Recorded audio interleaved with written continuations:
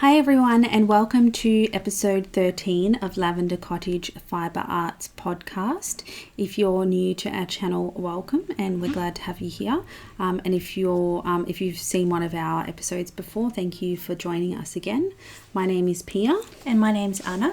And we're sisters from Melbourne in Australia, and this is our podcast about all things fibre arts and mostly knitting, crochet, and a few other sort of fibre arts. But today I also have some other things to throw in there as well. Mainly, Pia does a lot of ceramics. Yeah.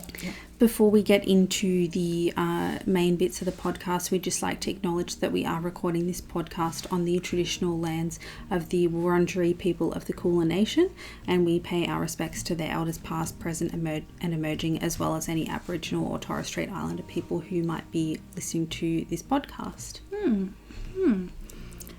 So I guess we usually do like a fairly typical format for like knitting and crochet podcasts. So finished objects, things that we're still working on, and then future plans. So and we neither of us have a what I'm wearing today. We're both just wearing sort of normal clothes that we bought at the shops. Nothing that we've made ourselves. Yep. So yeah, we'll jump straight into our first segment. Yeah.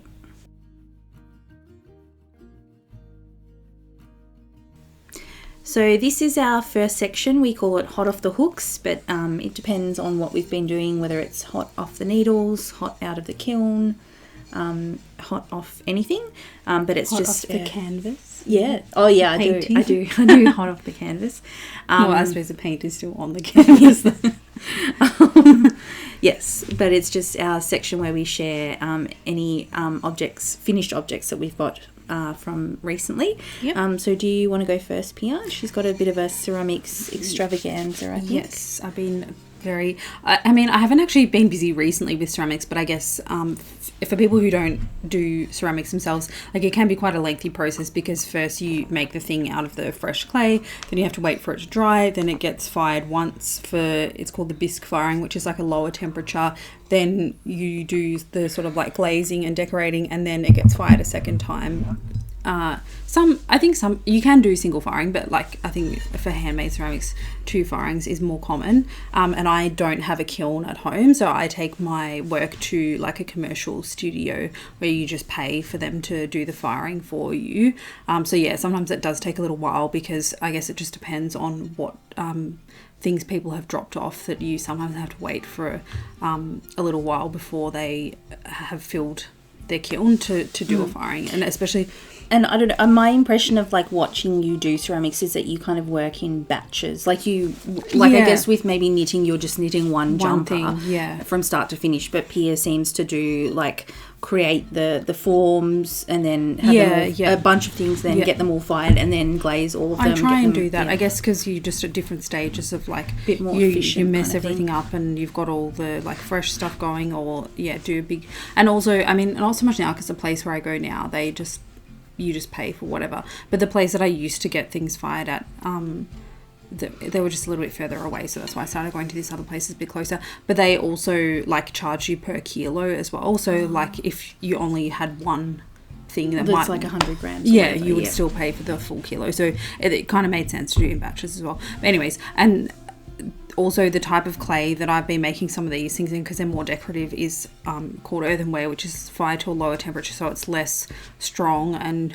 durable. So you wouldn't really use it for tableware like mugs and plates and bowls and stuff. So I think it's maybe just a little bit less common that not as many people do earthenware, and because it's fired to a different temperature than stoneware, which is what you'd make tableware out of, they obviously have to fire in a different kiln. Like they can't be all put in together because they're at different temperatures. So it's sometimes, I think, because they don't have very many customers going to this studio wanting earthenware firing, it just sometimes takes a couple of weeks until they've got like one kiln's worth of earthenware things to get them fired. So yeah, that's why it just takes a little while, because some of the things that I've got was things that were started before Christmas. So That's to give an idea of I how mean, long it takes. I'm sure plenty of our knitting and crochet stuff is. Yeah, that's true. That's true. Started even the Christmas. That's before, true. And actually, I think some of these things also had been ready for a while, and I just hadn't had time to go and pick them up as well.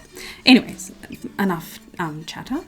So I'll show you. This is the first thing that I've got to show as a finished object, and it's. I'll hold it up to the camera a bit closer.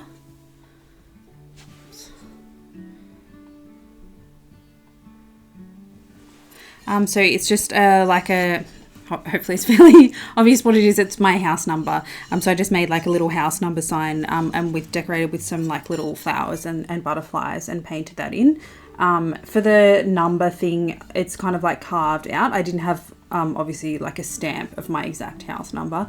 But so I printed out the font that I like to trace onto some tracing paper, but like backwards. And then when you flip the tracing paper over, like the graphite kind of sticks onto the clay. And then I use that as like an outline for like carving to be able to carve it out. Oh, that's cool. And I guess because graphite, because it's just carbon, basically, when this gets fired in the kiln, it goes up to like 1,000 degrees. Oh, so it just the graphite, basically just gets completely incinerated. So you don't have any like pencil marks of left on it. But yeah, and then the flowers and butterflies was just using some little stamps to kind of like press in the details, and then I filled it in with underglaze, which is like kind of paint for ceramics, to just paint in the little like the colours of the flowers. So yeah, I think it's quite I would say it's quite a cottage core. Oh, and can we show this as well on the back? I don't know if you'll be able to see. I'll just hold it up. Oh, yeah, there we go. If I covered up Pia's face, I made or I didn't make. I ordered that for Pia on Etsy for Christmas. Not last year, I think the year before. I ordered her like a custom stamp that she can use as my like maker's mark to like mark my things that I make. So yes, so that's obviously just for my house. And then we also have the results. I think we talked about this in one of our previous episodes, a progress photo, a photo of them when we were making them. These tiles that we made, which is like sort of botanical or like flower themed tiles. So I've just got them on like a little shelf underneath the table. So I'm reaching down. So this is the outcomes from our Christmas crafternoon session. I can help like display them. Yeah, we might not be able to show all of them at once just because there was a lot of hands. Roses with a bee, and then I did 2 with this terracotta clay that were more sort of like jungle kind of themed. So I guess we can show those 3 together maybe. Oops. The light kind of like reflects off the glaze a little bit. But that's the first batch. Yeah. And they've all got like I've just put little holes in the top to hang like a piece of wire or something through there. Actually, maybe on this terracotta it's easier to see the Pia's stamp, so I'll just show that one again. Oh yeah. So it just says Pia, and then underneath it says handmade pottery. Yes. Which they are. And so these tiles, like I made the tiles, and then we like painted them and decorated them together on Christmas. And you can see, hopefully, if I do a bit of an angle, it's like a raised kind of design. Yeah, it's a sort of a 3-dimensional effect. And then we had 4 that are kind of in a different style, I guess. These sunflowers, tulips. These 2 Pia made the tiles, but I painted them. The previous 3 she made and painted. Yes, and for these ones, I asked like, what kind of like flowers or styles do you want? And Anna requested. She said, I want one with tulips and a ladybird. So you can see there's a little ladybird on the leaf, and then sunflowers with butterflies. So that was, and then a custom request. Yep. And then I think you painted the lavender one as well, didn't you? Yes, the lavender one was my other request. Oh yeah, so lavender with bees was your other request. Yep. And I painted that one as well. So those 3 tiles are like Pia's Christmas present to me, was that she made me these tiles and kind of, I guess, like coordinated. Like, I mean, I paid for like all the materials. Yeah. And she kind of, I guess, like taught me how to do the painting. And we did that actually on Christmas Day in the afternoon. And she then helped me. This is the last one is this like echinacea, like cone flower ones. Yeah, I might put that down on the shelf because I've filled up the armrest of the couch now. But yeah, so they've all just got like little holes in them to just put a wire through and hang them up somewhere. Probably, I presume you guys will, because they're sort of like garden themed, like it's a nice thing to have in the garden, I guess. Like on the back deck, hang them up somewhere. On the back deck, I've got I think I've shown in a previous video, I made some tiles like this, like previously, like similar ones with like flowers and butterflies and caterpillars and whatnot, that I have put hanging up on my, like just on the like pole, like the wooden pole that holds up the pergola thing or whatever. I just like have a like row of them displayed on there. So nice. So that's all of your finished objects? Yes. Okay. So my first finished object, as promised in our knit and chat, I thought I would share the painting. My painting that I did at the Flower and Garden show. Good. Nice. So this, we did like a paint and sip type of workshop of painting a vase of sunflowers. It's okay. I mean, there's a few bits, like I didn't quite get, I think that petal needs to have a bit more shading on it. It was a bit messy there, and I'm obviously not, it's not exactly going to be the next Van Gogh sunflowers painting, but it could be, I think it could have been a lot worse. So yeah, it's just kind of like a fun little thing. I don't know where I'm going to put it, to be honest. Maybe just like hang it up in the craft room or something like that. So that was my painting from the flower show. But the rest is all fibre arts. I have some knitting and some more Tunisian crochet.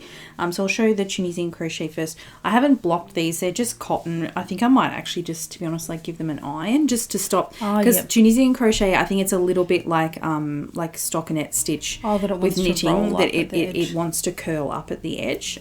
So I've just been making a few little cotton so these two is probably more like a face washer, a face cloth type of size, and then I made one more that's more of a hand towel size, and these are all using Abbey Road Freedom cotton, which is from Spotlight. I believe it's actually been discontinued now, but the last time I was at Spotlight, at least the one that's local to me, they still had quite a lot of it left. Yeah, but I think I had a look at it, and it's not on their website anymore. So. Oh, okay, yep. But it's just like a colour changing 100% cotton yarn, and in the Tunisian simple stitch, it almost has sort of like that sort of waffle kind of texture, and it's quite soft cotton. Nice. So I thought it's probably actually quite nice to use it as like a face cloth. But I thought I would just, because I had a few bits. I can't even remember. This is honestly like maybe like 30 grams or something. And this was maybe like 80 grams. I just basically had some leftover skeins from some market bags that I made ages ago. And I was like, I don't really know what I can really do with these. So I just thought, I'll just kind of cast on or chain on, whatever you want to call it, a bunch of stitches, and then just use it until I run out of yarn. Kind of thing. And I think I'm going to give these to our nephew, because, I guess his parents, so our brother and his partner, because he's eating solids now. So he actually, I think several times a day, they have to use a cloth to kind of like wipe his face and hands and stuff, because he's started on solids, but he's it's a bit messy sometimes, so he needs a lot of and I think because these are really soft cotton, it will be nice for like a baby's hands and face to wipe up. And he does like green. That's kind of like seems to be his favorite color, so I think he will appreciate some nice little hand towels and face towels. My brother was like, we just won't use it as a bum towel, like for wiping his bottom. But I feel like maybe the one of the colours has a bit more brown in it. Probably would be okay. Maybe that's if you give them like a few different colours, at least they can tell the difference. That's true. You could be like, this is for face and this is for bottom. And then, so I should say as well, the two colourways, this sort of more army kind of colour one is called Tiny Teddy.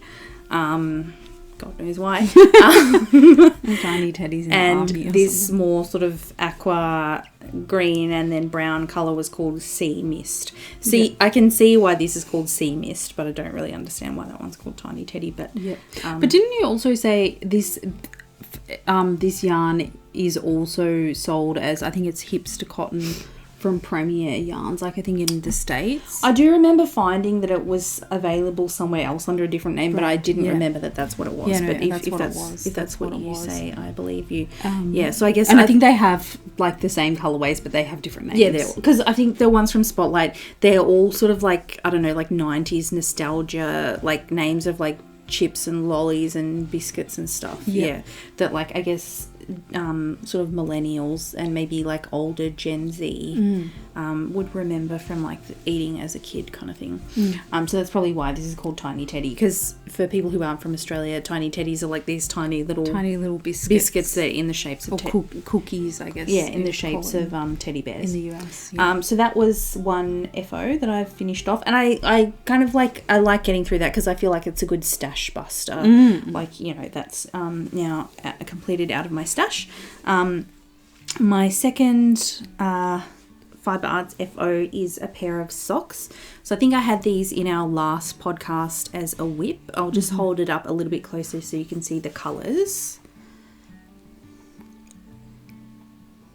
So this yarn is from Maximoo Yarns, and it's on his Ultra Soft sock base, which is a 80-10-10 merino cashmere nylon blend. And this colourway from him is called Planet Hunter. I don't know if you can see, I've blocked these socks, but they're a little bit baggy on the sock blocker. And I also had that issue with the last pair of socks that I knit for our dad. I found that they seemed to be a bit baggy. So I actually decided to like re-measure my gauge.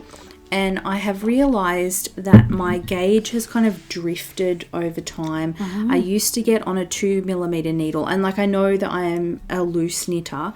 I used to be getting 8.5 stitches per inch, but now with these I'm actually only getting 7 stitches per inch. So I have been looking up a few videos about ways I can tighten up my knitting a little bit, because I think like I did sort of contemplate, could I size down, because I already most people knit socks on a 2.25mm or a US 1, and I knit on a 2mm, which is a US 0 needle. I did consider I could size down to 1.75 or even a 1.5mm needle, because some people, even with a 2.25, they get like 10 stitches per inch. I just don't understand how they do it, but they do. Like, it's very tight. But I think that this is maybe getting a bit too loose, and the fabric is probably not quite dense enough for them to be sort of very sort of durable, because if the stitches are too loose, you're more likely to get holes. So a few things that I have been trying is, because I've been watching a couple of videos, and I'm obviously open to any suggestions that anybody else has if they've also had this issue and how they sort of resolved it. One thing that I did see quite a few people saying was that if your needles are kind of more or less, like if your knitting action is that your needles are more or less like this, it loosens up your stitches a lot. So if you can try and knit, so I have been consciously trying to have my working needle at sort of almost more of a right angle, like and that it really just slips into the stitch, whereas I think my knitting action very much is to kind of like go through and it kind of ends up opening up the stitch. So because I go through to pick up the yarn and then pull the working yarn back. How I hold it, I probably have to like just do a bit of knitting to see. Yeah, like I think I know that my knitting action kind of does tend to open up the stitches, so I'm trying to be a little bit more conscious of that. And then the other thing I've tried, because I wrap the yarn twice around my pinky, and then it goes over my ring finger underneath my middle finger, and then wrap it once around my index finger. But I've also added a second wrap around my index finger. And that seems to, like the next pair of socks that I guess I'll show in our Whip It Good section, I think that has helped me to tighten up my tension a bit, but I'm just not sure, because I would eventually like to start doing some colour work knitting if having the 2 wraps around my index finger is going to be problematic when I can't, like if I would like to have, because I think for colour work, because I knit continental, I probably prefer to have both yarns on my left hand and not be working one yarn English style and one continental style. I just don't know if having too many wraps is then gonna get too complicated. So but hopefully that sort of me being a bit more conscious, and it does mean at the moment I think it's slowing me down because I'm having to think about it, but then I guess when it becomes a bit more like automatic, I won't have to pay quite as much attention to what I'm doing. So yeah, I guess as these socks are, I don't think I will pull them out and make them again. I will either maybe gift them to someone who has slightly bigger feet than me, or I might just wear them as like I think at the moment they're just like a bit of a slouchy kind of sock. So I guess in winter you could wear them as like bed socks or something like that. But I do really like the colour, so it's a nice if possible I'd like to keep them, but I think they probably just not for wearing in with shoes and stuff. So maybe a pair of like house socks, because I mean it does in winter time, it's nice to wear a pair of woolen socks even just like around the house to keep your feet warm. And then you could wear them with like Birkenstock. I could. Sandals and socks. Well, we do have both of us are German citizens, so yes, that's how we had to prove our citizenship. The citizenship test. And then the last FO I have, I'm calling this a COFO. It's a kind of finished object because it is finished, but I want to make some modifications to it for me to be happier with it. So it's my Ranunculus. So I think I mentioned this in our last episode as like a dream weaving, that my knitting group was doing a knit along for this. And so I have finished mine, as you can see. I'll just hold it a little bit closer so you can see the lace work in the yoke. So the yarn I used was from a South Australian farm called Nomad Farms, and it's their DK weight, and the colour, all of their yarns are natural dyed. So this one was dyed with avocado stones, and it's a DK weight, but the yardage is 190 meters per 100 grams. So it's a sort of a heavier DK, almost bordering on like a light worsted weight. I knit the size 6, and according to the pattern for the size 6 you need 680 meters of yarn. I had 760 meters of yarn, so I had well more than what the pattern said I needed, but I actually couldn't make it as long as I wanted to, so I kind of ran out of yarn. But the reason for that is, I think it's kind of my own fault. I kind of thought that this being a non-superwash yarn, that it wouldn't grow very much when I blocked it. So with the directions in the pattern, where it tells you where to start the short row shaping for the sleeve cuff, the point that it told me to do that, the sleeve was, I don't know, just past my elbow, and I thought that's gonna, I want a full length, or at least more or less like a bracelet length sleeve. I don't want a 3/4 sleeve. So I knit the sleeves like quite a bit longer than the pattern suggested. And I don't know if you'll be able to tell, but if I kind of hold it up, you can see that, whoops, not even in the frame. The sleeves are too long.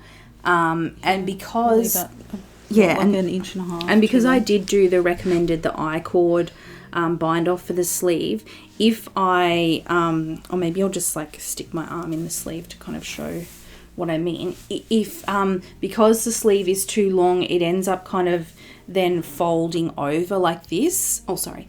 And I'm not a huge fan of that. I think it will get, dirty from being sort of really baggy, and that type of thing. So the modification, why I'm saying it's not really a finished object, I actually want to, I think, pick up maybe about here, because the short rows, it adds about this much to this side of the sleeve. You just do some short rows so that the outside of the sleeve is slightly longer than the inside. I think just to give, like, they call it like a sort of like a sleeve sort of ending. So I think I will rip back to maybe about here, pick up the stitches, and then just rip it out, and then just redo the short rows, and then do the I-cord bind off. So yeah, I could wear it as it is, but I think I will be much happier with it if I sort of modify the sleeves. I would have liked to knit it maybe a few centimeters longer, but I don't think that I am that bothered by the length of it, that the extra yarn that I get from taking some yarn out of the sleeves, I don't think I'm going to undo the bind off on the bottom and add some more rows to the ribbing. I think it's not worth it. Yeah. So I guess the moral of the story is I should have just trusted the pattern. But I just didn't think that this being a non-superwash yarn, I just didn't think it was going to grow as much as it did. So I guess that's maybe like a lesson for me, that even if I'm using a non-superwash yarn, I probably should measure my gauge swatch pre and post blocking. Yeah. So those are all of my FOs. So I will just update my project yarnathon. I'm trying to knit or crochet a marathon's worth of yarn. So since our last podcast, I have knit 1,378 meters worth of yarn. So I'm now up to 24,657 meters, which is 58% of a marathon. So hopefully I will be able to finish the marathon by the end of the year. Yep. So I think that's all of our FOs. So I guess we will probably rearrange everything. Got a bit of and then jump into the pile of chaos around into the next section. Yep. So we'll see you in a bit. Cool.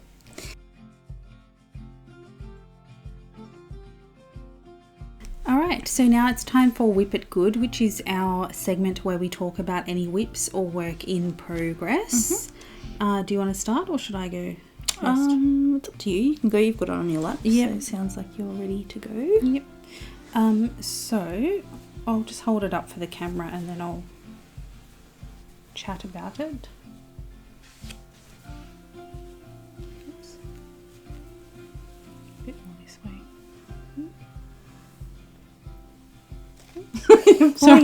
You're pulling it out of the screen. Sorry. It's like when you're looking in a mirror and you mean to move one way, or like you're trying to brush your hair or whatever and you go in the wrong direction. So anyways, this is the Hue Shift Afghan, which is a pattern from Knit Picks that I got the kit. The yarn is their Brava Sport, which is like a sport weight acrylic yarn, and I bought the kit in the colorway Pastel Rainbow. So this is the kind of greeny blue kind of panel. So it's like a miter square construction, as you can probably see, and then you knit it in kind of 4 panels, and then each panel is kind of seamed together, so that way the squares kind of all like point like in a cross, like in towards the middle. And this is what Pia was working on in our most recent knit and chat video. You might recognise it from our thumbnail if you watch that video. And this is the project where you started your switch to continental knitting, isn't it? Yeah. But my gauge, I think, was basically the same. Oh, that's really good then. I think I was kind of thinking maybe I might pull out, because I was going to start continental knitting, and then I thought, instead of like starting on the same panel that I was previously, I'll just start on the complete opposite corner, because then if my gauge turns out to be the same, then I would be able to keep what I'd already done.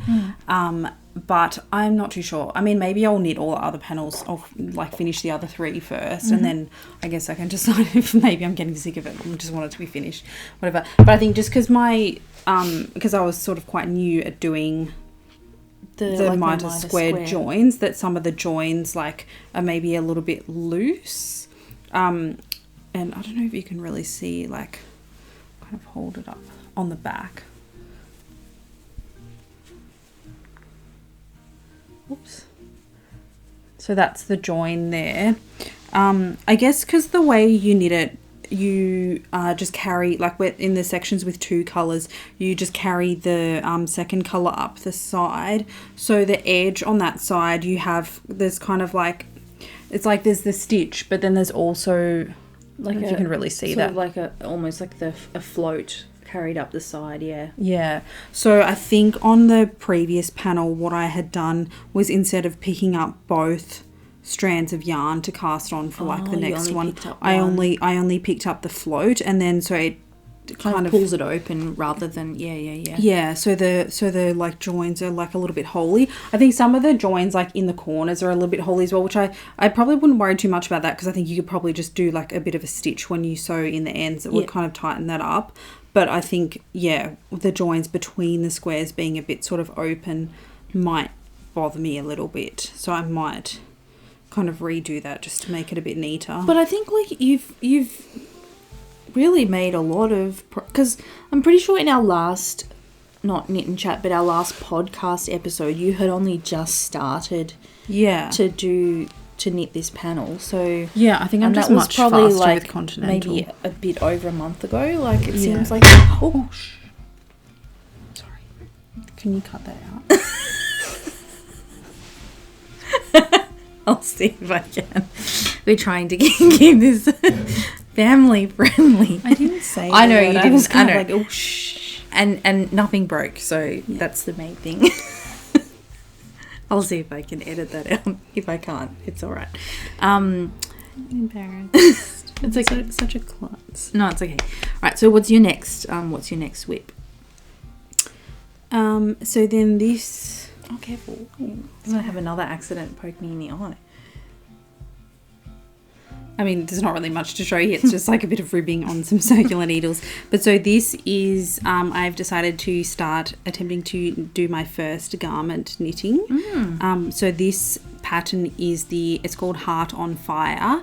So it's just like a little kind of like tank top with a bit of like lace and like moss stitch detail on the front. And that pattern is from Drops Studio, I think it's called. It's just a free pattern on their website or on Ravelry. Like Drops, they have like hundreds of patterns, don't they? Yes, yep. And the yarn that I'm knitting it in is called Go Handmade, I think is the brand. And then the yarn is the Tencel Bamboo Fine. So it's like a fingering weight yarn. The pattern is in a sport weight yarn, but I did see a few people on Ravelry who have knit it in this particular yarn, or like in like a fingering weight yarn. So I just decided I'll give it a go. Like, we weren't too sure from my gauge swatches if this is going to 100% work out, but we'll see how it looks. I think the pattern does have quite a bit of positive ease in it as well, so I guess there's a bit of like Flexibility there. Yeah, room to stretch. But I just cast on, I think like I probably would have needed maybe the medium size, but I've cast on the extra large. I think I did like 2 sizes bigger, and that's from one of the projects on Ravelry that I looked up that had knit this pattern in this yarn. She said that's what she did. She cast on 2 sizes bigger, just to account for using a smaller needle size and a fingering weight yarn. And so what's the needle size that you're using? This is 2.5. Oh, okay. And what did the pattern recommend? 3. Oh, okay. 3 millimeters. Yep. Not a US 3. I don't know what the US. I honestly can't remember. I just go by millimeters. Yeah. And that one, the yarn, you got it from Hobbii, didn't you? Yes, just from the Hobbii website. And so I've just done like the at the sort of like waistband, I guess you'd call it. Just has like a bit of ribbing, bottom up, ribbing at the bottom. Yep. So that's kind of what I've done so far. You end up doing the shaping. Yeah. I just figured it would be. Seeing as I'm not the world's fastest knitter. I'm not either, but okay. Maybe if I try and do, like, if I start something now that's like a summer garment, like the chance that it will be finished by next summer is probably a decent chance. Whereas if I was trying to make something for winter, like, it wouldn't be finished by I this was winter. thinking it because I guess like I watch like a lot of like knitting and crochet podcast videos, and like a big thing that you'll see at the moment is lots of people are making like videos like 5 patterns you should knit for this spring, because it's also obviously like very northern hemisphere focused, which I mean that's fine. We obviously don't all live in the same place. I totally get that, but in some ways I feel like if you would, like, I presume like spring in most places in the northern hemisphere is already here. And if you're starting, so I feel like I would almost rather knit like offset with the seasons, like knit spring and summer things in autumn and winter, and the other way around. And I get that it probably isn't the best to be knitting like a thick winter jumper in the height of summer, because it's like not pleasant to like have it sitting on big your lap bulky jumper and stuff like that, and even like your hands getting sweaty and that type of thing holding the yarn. But at the same time, for me it takes me like probably at least a month to knit a jumper. Like if I start knitting a jumper in winter, it's probably not gonna which I mean you can obviously wear it the following year, but I suppose your like tastes might have changed, or your body shape or size might have changed. Yeah. And so is that are they? No, you've got ceramic whips as well. Sorry. What am I thinking? And then so the other whip that I've got is more ceramics stuff as well, which these have actually been like. Do you want to take one of them? Yeah. These have been like so they're little bells, glazed and fired, and they've just like painted with little kind of flower designs. So there's some sunflowers, and then I've got some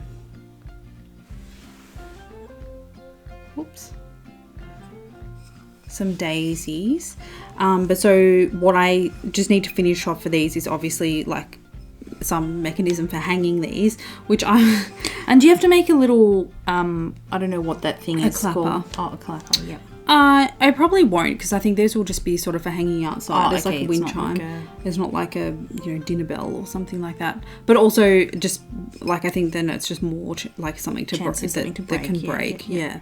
But so like it seems like such a basic thing to just buy some string or whatever. But like I went to Spotlight, which is like probably the Australian equivalent of somewhere like Joann's or like Hobbii Lobby or somewhere like that. And I couldn't really find exactly what I wanted. Like they had like beading string, but it was like very sort of like thin and probably not quite sturdy enough for these, because I think these bells probably weigh about 100 grams each. I don't know what that is in imperial measurements, sorry. But yeah, so I thought probably something a bit sturdy. And then I asked on like a ceramics Facebook group that I'm on, and a lady suggested what she uses for wind chimes is this like nylon cord that people use for macrame. So I'll order some of that online. But she said, because I guess it has to be suitable for outdoors. Yeah, she said it's like nylon is better because it can get wet. Like if you use like cotton or some sort of like natural fibre and it gets wet, like it can eventually rot. But also something that's nylon, like you can use like a cigarette lighter or like a match or whatever to like melt the end so it won't fray. Whereas obviously you can't really. Like if you did that with cotton, you just set the whole thing on fire. If the ends like eventually fray, that the knot could come undone, and then your thing. And I guess like break. That bit is going to be inside the bell. Like no one's going to see like this little melted knot kind of thing. No, exactly. So yeah, and then I did make sure like when I like was finishing them off to like kind of smooth where that hole is, because I guess that's the other thing with something like cotton. I think as it cuts a bit more easily, that if like the edge of that hole is sharp and you used a cotton string, it would eventually cut through the thread, and then obviously like it would break. And you've got some in I did some in a white clay as well. So. And I think you said that because you've done them in different sizes, like the plan is to, I mean, not necessarily these two, but have like a few hanging in like a stack, isn't that the Yes, and I did try to do, plan? I mean, I didn't bring like the sister one for this one, but like for example, there's one that I made that was, because they're all kind of slightly different shapes, I guess, but I kind of tried to match up like ones that were similar shape to do like the same, like I'd have a smaller one in terracotta with some sunflowers. So you'd have like a stack of 2 or 3 kind of thing on top of each other. Yeah, I think probably 2 would be a good amount. Yeah. And I also made some, I haven't bought any of those, but I made some little like beads and stuff to like hang under them with like little leaves or like hearts and flowers and stuff like that. I know like this style of like pottery stuff is probably not a lot of people's taste, because it's a bit kind of like cutesy. But I mean, that's the whole point of hand making stuff. Is that it's my to, garden, to your taste. Make like, things that I like, kind of thing. It doesn't have to be to anybody else's taste. Yeah. So that's kind of, I just have to buy that that thread and then hang them up. So then maybe in the next episode, I will either have the finished ones or some photos of them. Nice. Yep. So in terms of whips for me, I guess I'll show you first. This is what I was working on in our knit and chat. So this is going to be a Ghost Whisperer, which is, it's a bit wrinkled because I just had it sort of shoved in my project bag. That's a pattern by Park Williams, who I think is Park and Knit is her like designer name, I guess. So I've kind of probably done, I don't know, half the body or something like that. And this one, the original pattern you just cast on and start knitting in stockinette, so it has like a rolled hem, but I decided to just do some ribbing for the hem, just for something a bit different, because this is, I think, will be the 4th or 5th one of these I've made. So I thought, I'll just do something a bit different, just to vary things up a bit.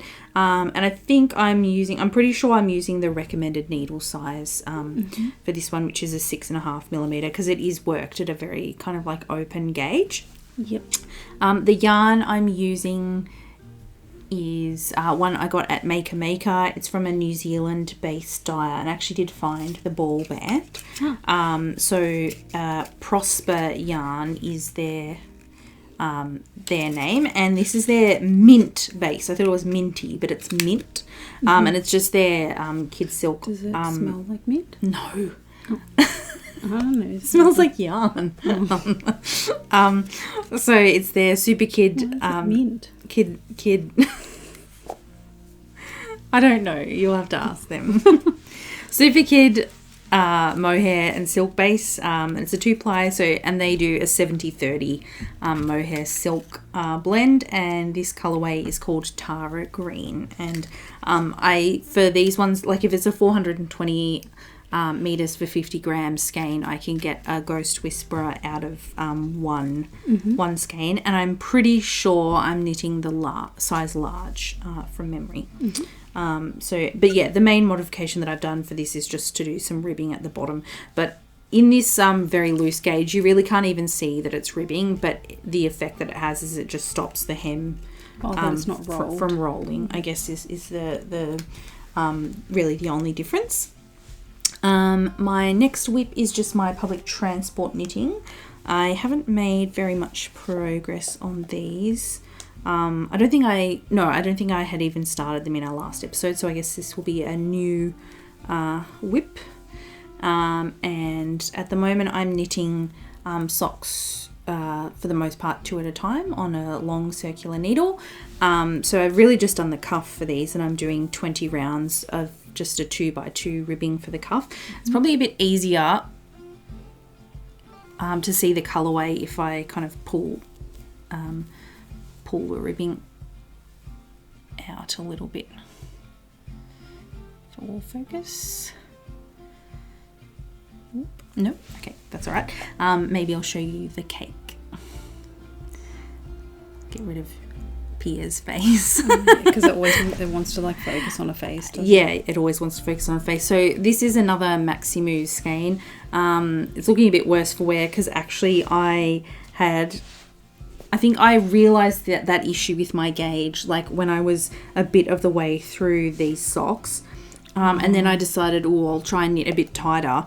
And then you could see like it really came in. So I thought, no, actually I'm just going to start from scratch. So because I knit these 2 at a time and I pull one strand from the inside, one strand from the outside, when I frogged it and then wound it back up, I've just wound it around the outside, and then I've got this little ball that's kind of like attached. This is the one from the inside of the cake. Right. So I'm actually trying to knit through this as quickly as possible, because having this situation, it gets a bit tangled. Very tangle susceptible. So I just want to get past the point that I had previously gotten. But I think actually I've put the FO socks over the other side of the room, so I don't have them anymore.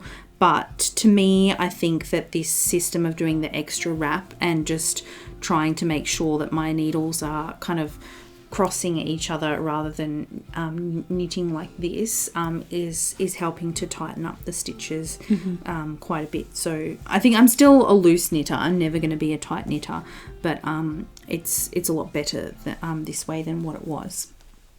So yeah, and this, I think, I can't remember if I said, this yarn is from another one from Maximoo. It's another ultra soft sock, so the merino cashmere nylon blend, and this colorway is called Whiz Fizz. Pia said to me just before, if she named it, she would have called it birthday cake. Well, this just reminds me of sort of like sprinkles. Yeah, I guess, yeah. like rainbow sprinkles. Yes. So the next whip I have, I showed it in our last episode. I don't think I've actually made that much progress since I last showed it. It's my Bahama blanket. So this is this way. Oh yeah, this is a Tunisian crochet project. The pattern is from, it's a pattern from Tony Lipsy of TL Yarn Crafts. And I am using mostly my Grungy Goodness Advent from Little Woolly Makes, but I'm also adding in other sort of minis from my stash that kind of coordinate with the vibe of it, just because I realised if all I used was the Advent, it was just going to end up being a very small blanket, because I'm using fingering weight but held double. So it makes like quite a nice sort of squishy texture, but Tunisian crochet like really eats yarn, so you don't get very far with just one Advent. I think I forgot to mention when I talked about this project in our last episode, because you were kind of asking me about like the different stitches that there are in Tunisian crochet. Oh, yep. So I didn't actually mention, so this blanket really uses 2 different stitches. So if you can kind of see these bits here where you can see like those vertical lines, I guess, uses Tunisian simple stitch, but then in the middle of each chevron there's a stitch called Tunisian knit stitch. So that is what makes those kind of like those lines there, those sort of like V's. So this is really just using 2 stitches and then a combination of increases and decreases to achieve the chevron effect. And I think the other thing that I am doing that's different to Tony's pattern is, so I'm holding fingering weight double, whereas she just used a DK weight of yarn, but she also fades the skein. So because with Tunisian crochet you work like the rows back and forward like this, I think the way she's written the pattern is that you have 2 different colors of yarn, and then you'll like go across and then switch to the other yarn, and then go across and back, switch to the other yarn, across and back, so you're kind of fading the 2 skeins together. And I think you start with just one color and you work until you have, I think, half of it left, and then you introduce the second color, and then when you run out of color 1 you add in color 3, when you run out of color 2 you add in color 4, etc. So hers, I guess the colour changes are a bit more blended, whereas with like mine, I'm just holding the mini double, and when I run out of that mini, I'm adding another colour on just with a magic knot. So that, I guess I'm getting more like stripes. Distinct stripes than what her blanket does. But I guess like you can do however. Yeah, well, I suppose it's just whatever effect you want it to have. Yes.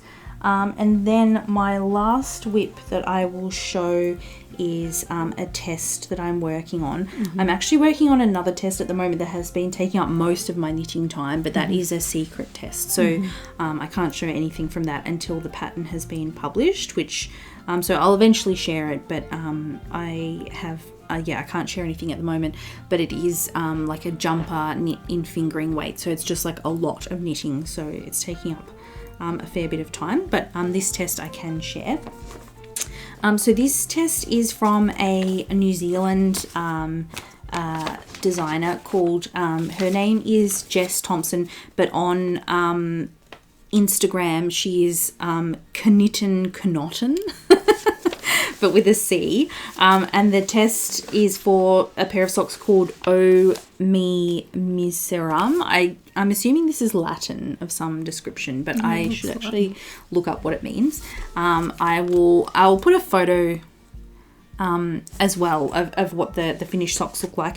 But it's basically uses like a smocking stitch on the front of the leg.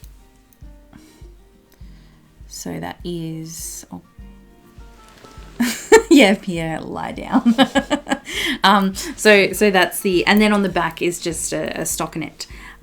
So yeah, this is, I've just basically done the leg on the first sock. I'm ready to start the heel now. So it's worked as a cuff down, and I think she uses, it's called a Fleagle heel, which I actually haven't knit that type of heel before. So that will be good. The yarn that I'm using, this one is from Handmade, who she is, Victorian based dyer, but I think she's not from Melbourne. I think she's from somewhere out sort of Gippsland way perhaps. This is just her, it's called her Luxury Sock Base, which is an 80-20 superwash merino nylon blend, and the colourway is called Grasshopper, so it's sort of like a light minty green. So yeah, and I am knitting this on a 2mm needle, which is the recommended needle size. I didn't get gauge, but she gives pretty good instructions for how to adjust your stitch count if you're knitting off the recommended gauge.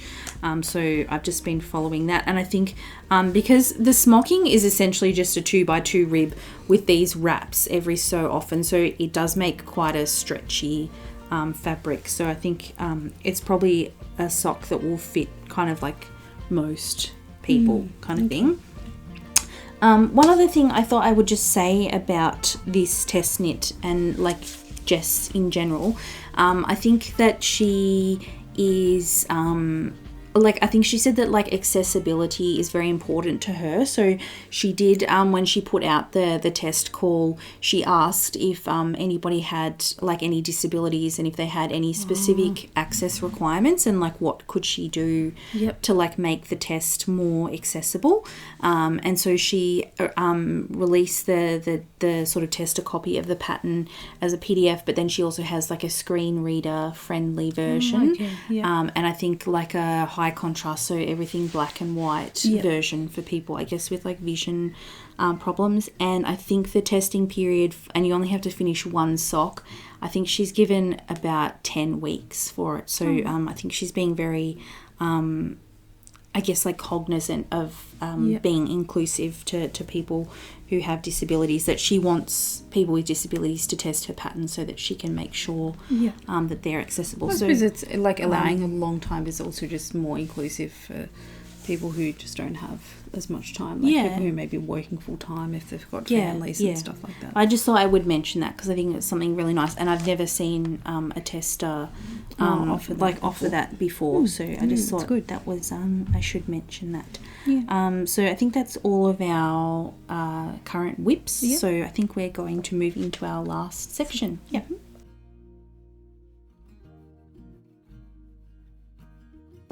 So now it's time for our last segment, which is our dream weaving section. So this is where we talk about any future plans, things that we have sort of been thinking about making, recent purchases, but I don't think we have any purchases today. Well, I guess this is a purchase for me. Oh, okay, but it's sort of more like a plan, because I guess we showed in our knit, the Yarra Valley Wool show in our knit and chat. So if you want to see what we bought at the Yarra Valley Wool show, we won't show it again now, but you can go and look at that. Yes, I didn't even bring it with me, so no, mine's upstairs. So I guess we'll jump into our plans. So do you want to go first? So I just have a little gauge swatch that I've knitted. So this is from the True Boo yarn, which is, it's just a Lion brand one that I got from Spotlight, and it's a DK weight 100% bamboo. So it's got like quite a nice kind of drape to it. And I guess that's like a summer. More of a summer yarn, isn't it? Yes, yep. So I was thinking to maybe do, I don't know if I'll wait till I've finished this top. I feel like maybe because these needles are quite small, I don't know if it will be the type of thing that I can't work on it for, hours and hours. I think what you'll also find when you'll struggle to work on that is in the evening, just like black yarn, it's going to be hard to see your stitches. So I might, if you know of any like nice sort of subry patterns that would be suitable. Otherwise, I'll probably just have a look on Ravelry and see what other people have knit in this yarn. Yeah, I mean, you can always, I think we did that the other day when I was at your house. I showed you how to like filter patterns by like fibre or by like yarn weight, or there's a whole bunch of like, you know, when you click on tops, it'll be like we've got like 3,000 patterns, but you can narrow it down. To find a nice pattern for this. Yeah, it feels quite nice. Yeah, it'd be good to have something a bit more summery. Do you use, because I've never knit with bamboo yarn before, is that, do they recommend that you use wooden needles? Like, is it very slippery? Or a lot of the sort of like comments on Ravelry for this Go Handmade one, people were saying like it's like super slippery and like you have to knit on bamboo needles, otherwise you just drop hundreds of stitches. But like I didn't have any bamboo. I knit this, I think it was 4mm needles. Is that what the size they recommend on here? Yes, 4mm, and I didn't have any wooden needles or bamboo needles in 4mm size. I only had metal ones, and I knit this gauge swatch on metal needles, and I didn't really have any problems. Okay. So yeah. Oh well. But it's a nice colour as well. What's the colour name? Or do they just I think it's just numbers? Called Mauve. Oh, Mauve. Okay. Yeah. Cool. So I just have one thing for dream weaving as well. I think both of us have like a lot of whips, so it's probably you don't want to have too many plans. And this is actually another test knit, and it's from Jess, the same tester. Designer, you mean? Oh yeah, sorry, I'm the tester. You're the tester. She's the designer. Yep. So it's another pair of socks. They're called her Zig R socks. I guess from that. I was going to say Zig. I was going to say from that Sports Girl song, but Spice Girls. Sports Girl is like a not spoiled girl. Sports Girl is like a high street kind of clothing shop for like teenagers in Australia. Yeah. So yeah, not Sports Girl, Spice Girl. But hopefully. Oh, I'll leave you out again. Yep, go away, Pia. Hopefully you can see the pattern there. I'll probably put a photo anyway. You get like this zigzag effect from, I think I haven't fully read through the pattern, but I think you just use sort of combination of increases, decreases, and then it's sort of like ribbing, but because you're increasing and decreasing, the rib kind of moves around. Yeah. So I just thought it was a cool concept of like a vertical zigzag rather than because I think I have seen like a lot of patterns that get like a sort of, I guess it's like a chevron effect kind of thing. Yeah. But I have not. I don't know. I don't think I've seen a pattern before that has like a vertical zigzag effect. So I just thought that was kind of cool. So yeah, it's from the same designer, Jess Thompson. And I just have a few yarns that I was kind of like thinking about. One thing I've done, I've sort of been reorganizing my craft room, and I have tried to put basically all of my single skeins of sock yarn in a tub, so then I can basically say, like, if I'm going to make a pair of socks as a gift for someone, just go and choose a yarn out, look in the tub and choose whatever you like, grab a yarn out of there, and I'll knit you a pair of socks out of it. But I suppose I can also use it for making things for myself. But I thought just this pattern would lend itself to not something super variegated, but maybe a little bit of colour change is okay, or a little bit of speckling. But something, I don't know, I just feel like the zigzag needs something like vibrant and bright, not something super like sort of soft and delicate. So I have a few potential yarn options here that I just thought I would quickly show. So this one is from Rainbows and Sprinkles, and the colorway is called Nova, and it's just like a light green with some multicolored speckles. Pierre, maybe you can sit up. Like, it's okay. Yeah, I think what it's a bit uncomfortable. What I might actually do, like I might actually just take a photo of them all together. Yeah. Good idea. This one is from a dyer, I think she's from the UK, called Wildflower Yarns, and this is called Sea Foam. It's kind of cool. I like this bit of speckling here. I think that's quite cool. So all very similar colours except for the last one. This one is one that I got from a mystery grab bag from Hugh Loco. So I think this colourway actually doesn't have a name, but it's just a sock yarn from Hugh Loco. Quite like that colour. And then this last one is a bit different, so maybe a bit more subtle, subdued. This is from Giddy Yarn. So I think Helen is I think she lives in Scotland, but she's from the UK, from England, sorry. Like, she doesn't have a Scottish accent in her. She has a podcast. I quite like her podcast. And the colourway is called Dusk. So this is sort of like a, I guess like a, I don't know, mauve. Would you call that mauve, or is it more lilac? Yeah, lilac, I think. With a few sort of darker purple speckles. So those were the yarns that I kind of was thinking about, but I don't really know which one I'm going to do. I might even do something completely different, but I was thinking maybe this one, the sort of light green with sort of different coloured speckles, just see how it works up. So yeah, I think that is basically all I have for dream weaving. So I think that's basically what we have for our podcast today. So yeah, thank you. Hopefully, if you're still watching at this, I think today was a bit of a long one because we had a lot of things to show, but I guess we've just both been busy bees in the craft space. But yeah, if you like this video, feel free to give it a thumbs up. That really helps out our channel, I think. And if you did like it and you're not yet subscribed, we would love if you did subscribe to our channel. And we're always open for any suggestions or feedback on things that you would like to see us do differently, or if you do have like a pattern recommendation or some tips about, like I was saying about my tension issue, anything like that, please. We do read all of the comments that people leave on our podcast, and we really value that kind of feedback, because I think I would still class myself as a beginner knitter, so I'm always definitely a beginner. Appreciative of any feedback. Probably like pre-beginner. No. Always appreciative of any feedback that people want to leave. But thank you very much for joining us for today's episode. And I guess until our next episode, we wish you all happy stitching. Bye. Bye.